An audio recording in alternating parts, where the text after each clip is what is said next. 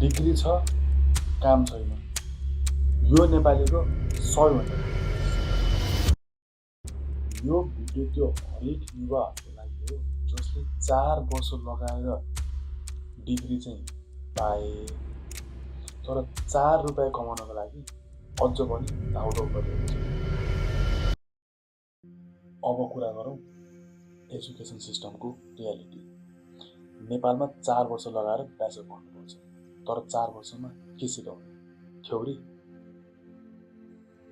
Practical classes, एक्जाममा pass गर्न मात्र, internship, take paper बनाउन, कम्युनिकेसन, लिडरसिप, क्रिटिकल थिङ्किङ यो पढाइमा मेन्सन नै हुँदैन। हाम्रो नेपालको कलेजहरूले जब ग्यारेन्टी त केही पनि दिँदैन, तर डिग्री चाहिँ सबैलाई दिन्छ। अनि सबैजना ग्रेजुएट भएपछि काम के को लागि? डिग्री छ काम छैन, यो मात्र बेरोजगारहरूको कुरा हो। यो सबै युवाहरूको मेन्टल हेल्थ, मोटिभेसन, सपनामा सबैमा अट्याक हो।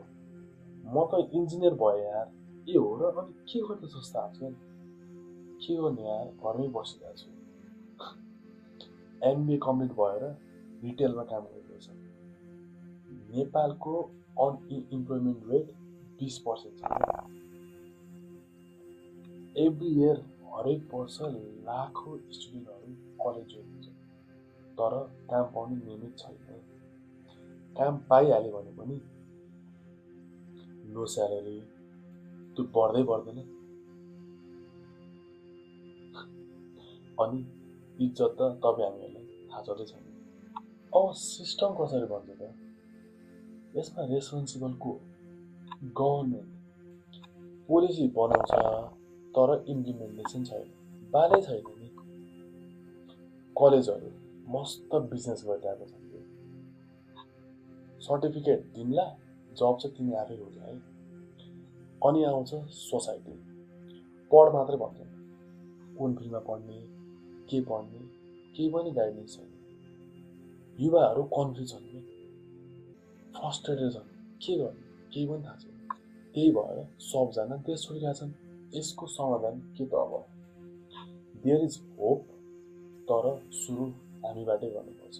स्किल बेस्ड एजुकेसन ल्याउने, जसमा coding, writing, speaking, problem solving मेथडहरू हुनु पऱ्यो कि। गभर्मेन्टले startup programs, training, internship, support सुरु गर्नुपर्छ। स्टुडेन्टले त साइड स्किल्स सिक्नै पर्छ, जस्तै freelancing, video editing, graphic designing, etcetera etcetera. तपाईँहरू आफै पनि डिग्रीको भरमा चाहिँ नबस्नु होला। यस, डिग्री इज इम्पोर्टेन्ट, तर आफ्नो लागि काम चाहिँ आफै खोज्नुपर्छ क्या। एउटा आफ्नो लागि एउटा स्किलफुल बाटो चाहिँ आफै बनाउनु होला। यस, डिग्री इज अ टिकेट, तर फ्लाइट चाहिँ तपाईँहरू आफैले उडाउनुपर्छ है। तपाईँहरूको आफ्नो अनुभव कस्तो छ? पढाइ सकेर पनि काम पाउनु भएको छ कि छैन? कृपया कमेन्टमा मेन्सन गरिदिनु होला। धन्यवाद।